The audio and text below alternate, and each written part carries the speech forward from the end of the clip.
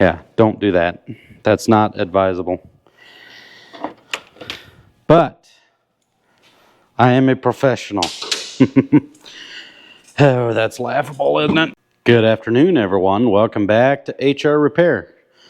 Today we have this Acura that customer states it needs a new body control module. Acura TSX. Unsure of what the year is. Let's take a look here. It would be an 08.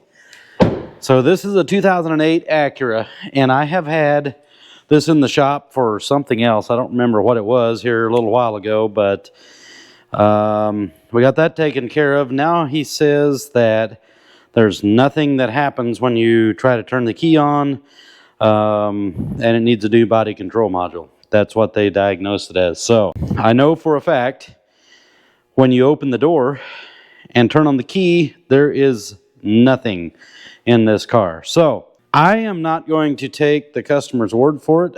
We're going to do some diagnostic work on our own, and we'll get into this thing and see if we can get it figured out. Do we need a body control module or do we not? That is the big question. Contact.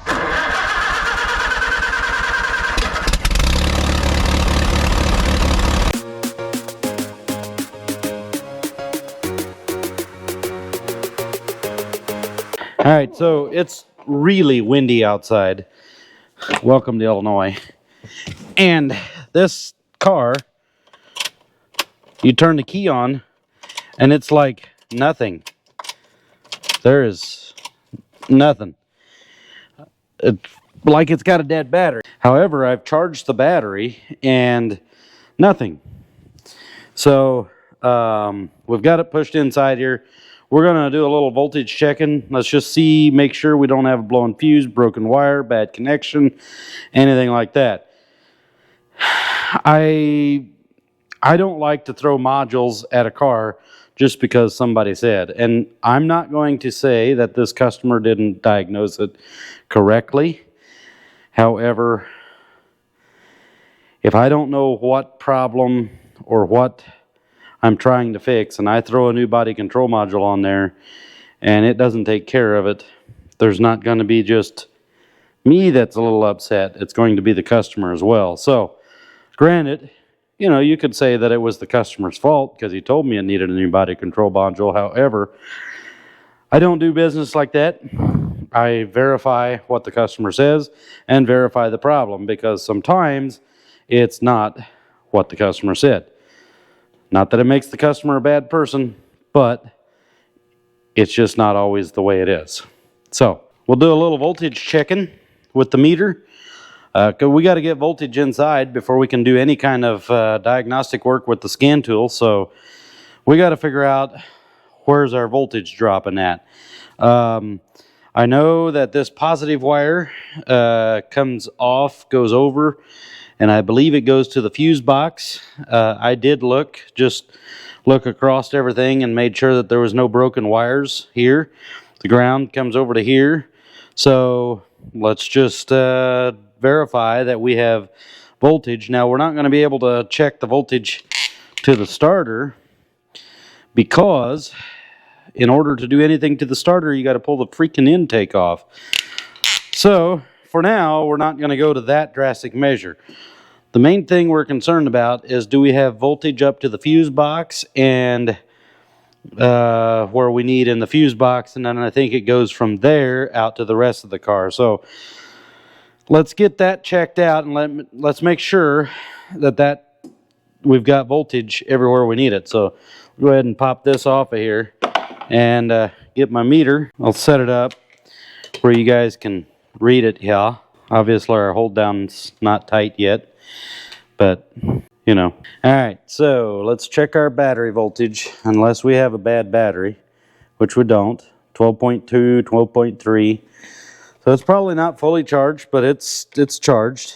So we'll go ahead and shove this into the ground so we've got a good ground. Okay. So we have voltage passed here, 12.3. And then I think, if I recall correctly, it comes up to here. I don't know where those extra red wires go to. Probably some add-ons. There's some red wires coming off of here. That always concerns me just a little bit. We do have voltage up to there.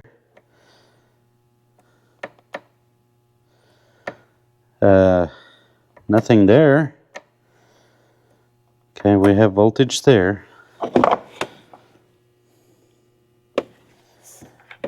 Okay. Let me get you guys over here. Maybe you guys can see something here.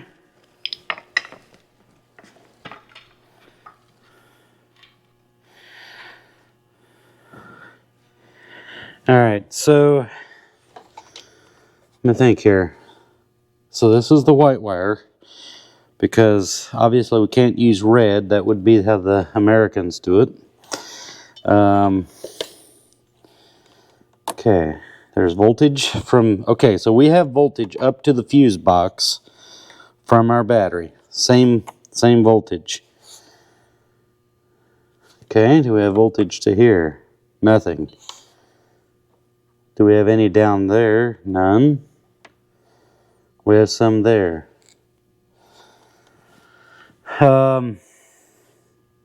Okay. Well, that's a black wire, but I don't think that's a ground. No, no, there's a black wire that goes through there. Oh, that comes over to the alternator, I believe. Okay, so we have no voltage there. None there, but we do here. Do we have a blowing fuse? Yep. Okay. Our 100 amp main fuse is blowing right here. I know you guys probably can't see that, but that fusible link right there is blowing. Okay. And I think this is a two-way fuse. What I call a two-way fuse. I think there's one link in there that's a 70 amp and one that's 100 amp. I don't have that fuse. I know I don't have that fuse. Let's go ahead and pull those out of there, or pull that fuse out of there, and let's just see what we got here. If I remember correctly, these things are like a different style fuse. And it appears like somebody might have been messing around in here, because one of these bolts is a 8mm head and obviously an American bolt. And the other one's a screw. You know,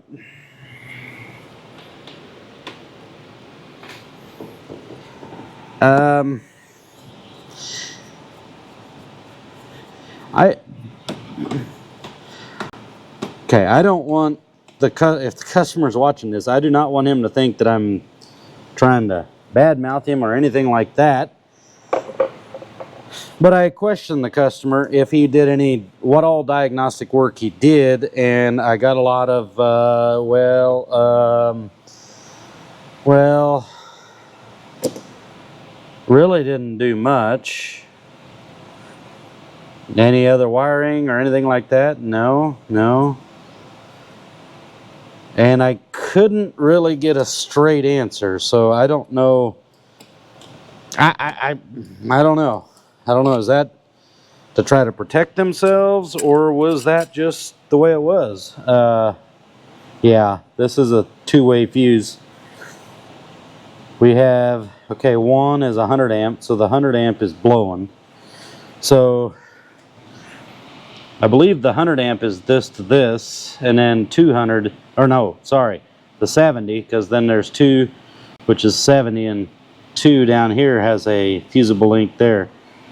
That one is not blowing, I don't believe. But anyway, going back to my story on the customer is I don't look down on anyone for doing their own diagnostic work.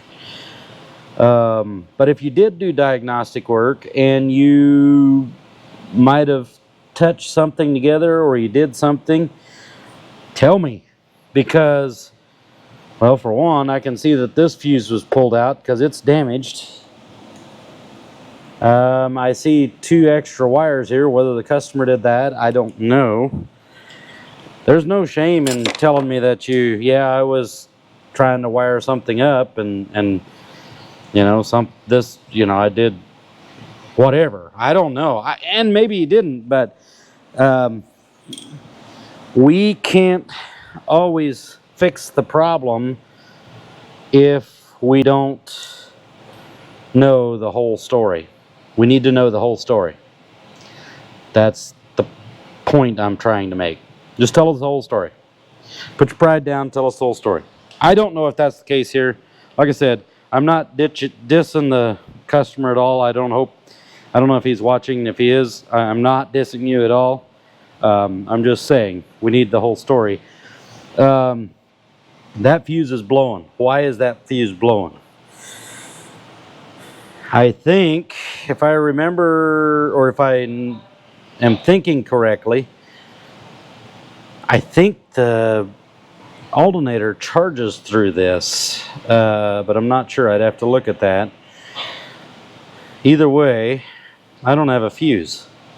I think I'm going to do something you should never ever do. I want to test something. So I've built myself this little contraption here, and you do want to be extremely cautious when you do this. This is not something that I would recommend. And please don't do this to your car. Essentially, we're bypassing the fuse. So do not do this. I'm a little bit on the dumb side, and I do things that you should not do. However, I have a plan here to try to keep ourselves safe and keep the wiring safe. What I'm going to do is we're going to put this on amps DC, because we can monitor the amps. So I need to zero that out. We're going to go right here off the battery post, and if at any point in time that thing jumps up over 100 amps, we're going to immediately take this thing back off. Because if this main battery clamp is pulling 100 amps, and it's sparking some, and we've got an amp draw of 1.3 amps DC. So we're good. It's dropping down to 0.6, 0.5. Modules are shutting down. So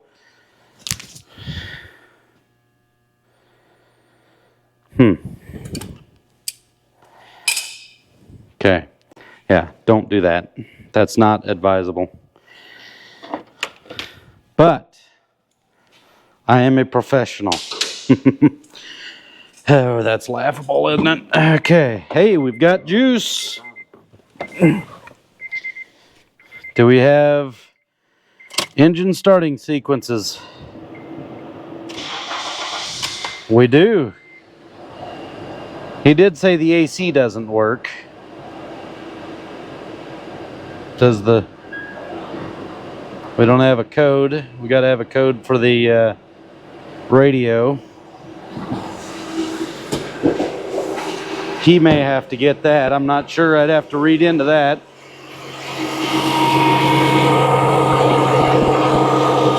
Yeah, so we have 5 amps there.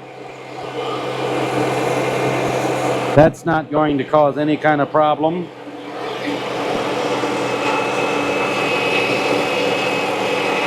Are we charging?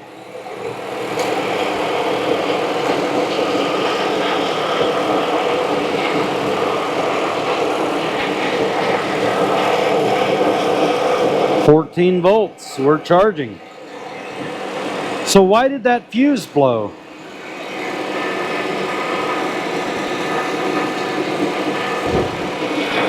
Do we have voltage to here? 14 volts.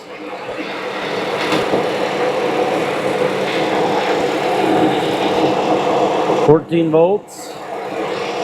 We have now 14 there. Obviously we do there too.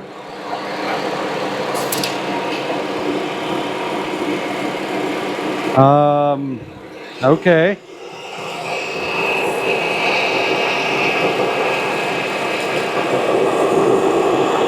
Well, the AC's running, but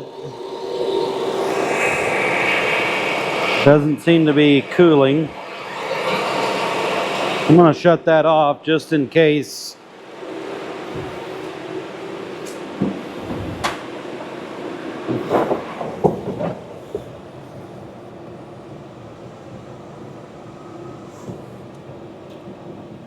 AC off, okay. Let's just turn the whole thing off.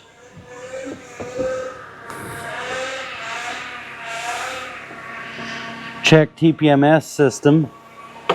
Other than that, we don't really have any codes.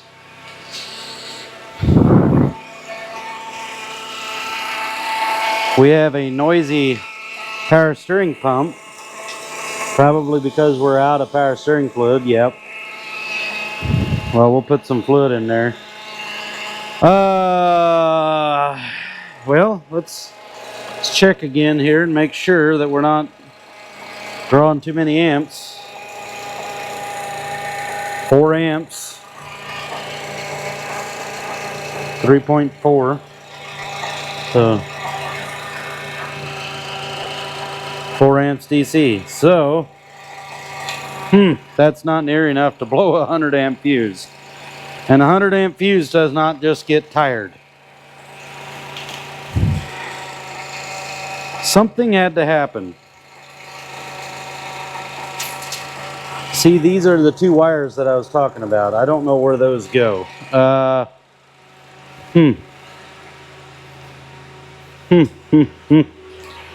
Do we have...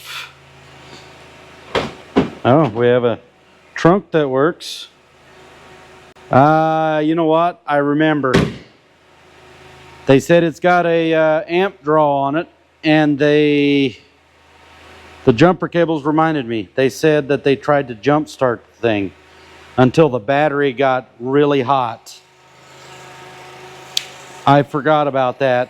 I don't know, would have they hooked up the battery backwards on the jumper cables? Would have that blown that fuse? I'm thinking out loud. Well, either way, we're gonna have to get a new fuse, and we're gonna do a little check. And I'm gonna call the customer again, and we'll do a little more asking for information, and I'll let you guys know what I find. And when I get the fuse in, we'll replace it. And this might be kind of a boring video, but okay. Well, I'll be back. All right. Well, talk to the customer, and he's got a fuse. So that tells us that this is a problem, has been a problem. He's got 2 of them in his driver's side door there. And so I asked him, has this been an issue for you? He goes, yeah, it has. And he felt kind of dumb for not checking it. Look, I don't look down on anyone for that. That, sometimes it happens. But he's never been able to really figure out why it keeps blowing. And it doesn't happen that often. So he just keeps a fuse there and then changes it, except for this time. What actually happened is he said he got a he hooked up his battery jumper cables wrong, and he ended up having to put a new battery in it. But he thought that it worked after that, so we don't know. We don't know what's causing it, and right now he doesn't want to spend the money to do a lot of diagnostic work if we aren't currently having an issue. He says it's an awful lot of money to spend on a well, YouTube's not going to like me. This is a family-friendly channel. Shitbox edition. There you have it. So, we'll pull that out. Put a new one in. What just fell? Nothing. We'll put this new one in there. And we'll be back on our merry way again. This car has about 237,000 miles, so I don't blame him for not wanting to spend the money on doing diagnostic work. And honestly, if it's not acting up right now, I can't diagnose it. Now, we could waste a lot of time and look over a bunch of wiring, and maybe we get lucky, but without really knowing for sure, there's just not a whole lot we can do about it. So we're going to put her back together and send it on its... So that's all I've got for you fine folks today. I'd like to thank you for being here. Thank you for watching. Hopefully this was an interesting video, and you learned something. If nothing else, hopefully you could laugh. I don't know. I'm not real good at telling jokes, so either way, I'll see you on the next one. Please like, share, and subscribe to the channel, and we'll catch you later. Goodbye.